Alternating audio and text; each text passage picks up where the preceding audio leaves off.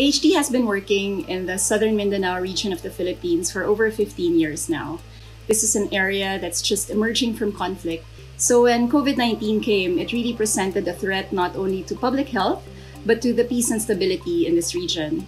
So we mobilized quickly to try and assist the newly installed government of the Bangsamoro Autonomous Region in Muslim Mindanao to help mitigate the effects of this pandemic. So during a public health emergency, we know that one of the most important things to do is get the right information out there to the public. And one of the most effective ways of doing this is through local radio. So 2 years ago, HD began the airing of a weekly radio program to provide updates on the peace process.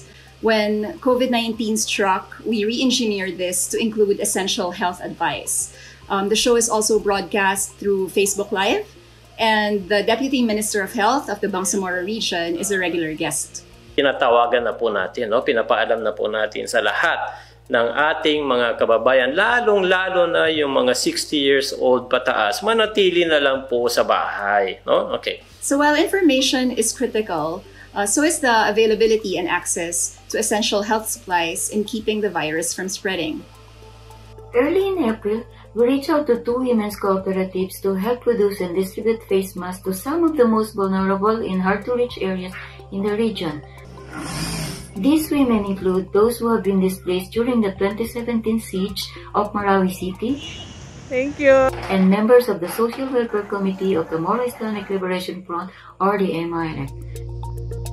Through this effort, we have not only provided badly needed face masks directly to those who need them, but also generated work and a modest income for women who badly need to feel there is a peace dividend.